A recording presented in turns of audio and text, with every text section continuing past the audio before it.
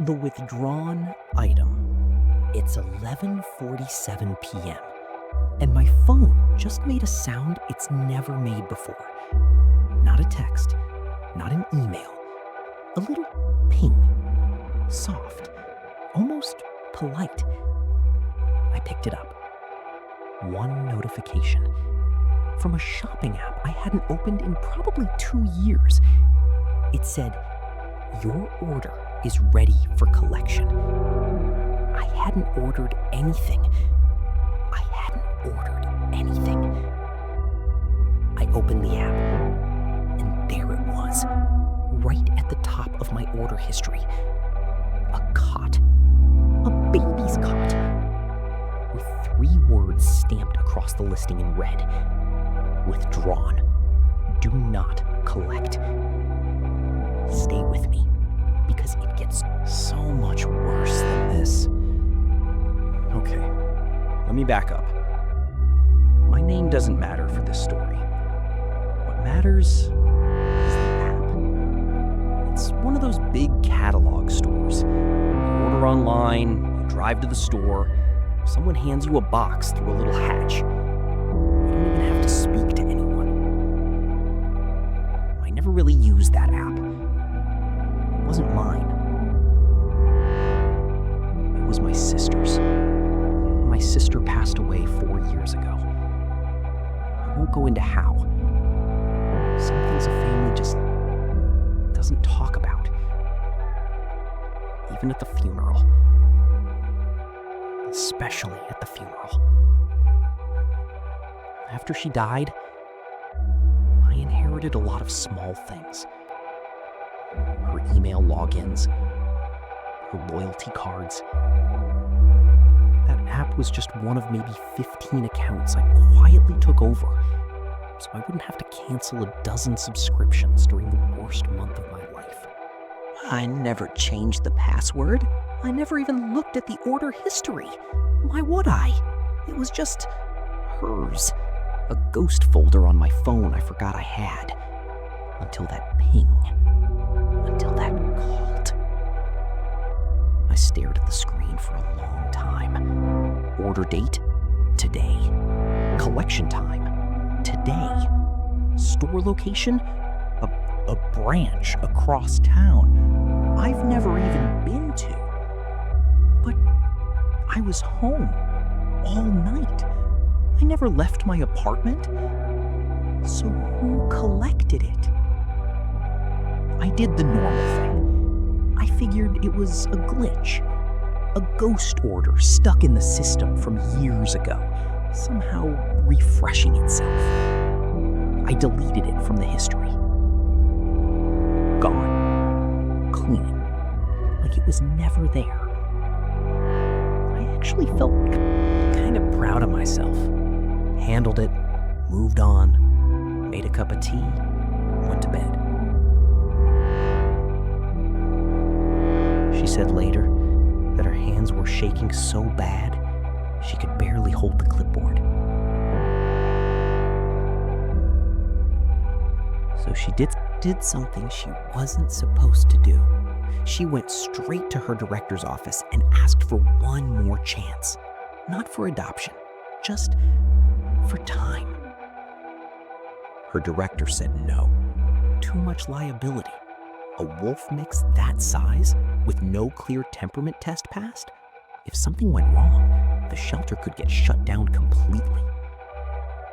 Sarah argued. She said she'd take full responsibility. She said she'd work with him on her own time, unpaid, after her shifts. Her director finally said, "Fine, 2 weeks. If he shows one sign of aggression, that's it." 2 weeks to prove a dog everyone had already given up on deserved to live. She had no idea that in those 2 weeks, this dog wasn't just going to prove himself. He was about to meet the one person on Earth who needed him more than anyone. So I did what anyone would do at 2 a.m. with a bad feeling in their chest. I searched the model number. It took a while. old forums, archived news pages, half-dead links. Then I found it. That exact cot, pulled from every store in the country back in the 90s because of a fault in the drop-side rail. It could come loose, silently, in the middle of the night. There were deaths. Infants. Not many, but enough that the company yanked it from every shelf and every catalog and quietly hoped everyone would forget. I sat there in the dark, phone light on my face, and I felt something cold move through my chest. Because that cot was ordered from my sister's account. The account she used back in the 90s, when she was young. When she had a baby. A baby nobody in my family has ever mentioned. Not once. Not at Christmas, not at the funeral, not ever. I called my mother. It was late. She picked up anyway, voice thick with sleep. I asked her straight out, did my sister have a baby? The silence on the other end lasted so long I thought the call had dropped. Then she just said, very quietly, "Why are you asking me this right now?" Not a question, a warning. Why are you asking me this right now? I told her about the app, about the cot, about the order that keeps coming back no matter how many times I delete it. And my mother made a sound I have never heard her make in my entire life. She just started crying. And she said one sentence before she hung up on me. That was the last thing she ever ordered before we lost the baby. She never even got to collect it. I didn't sleep after that call. I just sat on my bed, staring at my phone, waiting. 11:44, 11:45, 11:46. My hands were actually shaking. I don't scare easy, but something about watching a clock tick toward a moment you know is coming, that's its own kind of horror. 11:47. Ping. Same cot. Same red stamp. But this time, under collection status, it didn't say pending. It said collected. I don't really remember deciding to do this next part. I just found myself walking down my hallway toward the spare room, the one I use for storage. Boxes, an old treadmill, junk I never unpack. The door was open a crack. I never leave that door open. I pushed it. Slow. It creaked. The way doors only creak in the exact moment you don't want them to. And the light from my phone hit the room before I did. The boxes were gone, pushed to the walls, and in the middle of the floor, where nothing had ever been before, there was a cot. The cot. Small, old-fashioned, one-side rail hanging loose, exactly like the recall photos I'd seen online. And it was rocking. Gently. On its own.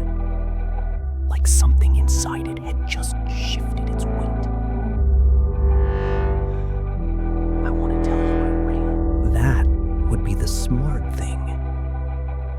But I didn't. I just stood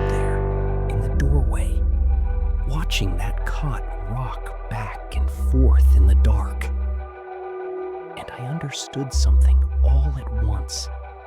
The way you sometimes understand things without anyone saying them out loud. My sister never got to collect it. She never got to bring her baby home in it. Something happened before she even got the chance. And whatever happened, the family buried it so deep, so completely, that nobody even said the word baby out loud for 20 years. But an order history doesn't forget. An account doesn't know grief. It just knows item ordered, not yet collected. And now, every night at 11:47, something Trying to finish what she never got to finish. Something is trying to collect it for her. I moved out 3 days later. Told my landlord it was a job relocation. It wasn't. I deleted the app, deleted the account, called the company, actually spoke to a real person, and had it permanently closed. They said that was very unusual. They said accounts like that don't normally get closed. I didn't ask what accounts like that meant. I didn't want to know. For a few weeks, nothing happened. I actually started sleeping again. Then last night, my phone made that sound. That same soft, polite little ping. 11:47 p.m. I picked it up, hands already shaking before I even looked at the screen. It wasn't the shopping app. That app doesn't even exist on my phone anymore. It was a text message. No name attached. No number I recognized. Just 4 words. It's ready for collection. And underneath it, a photo.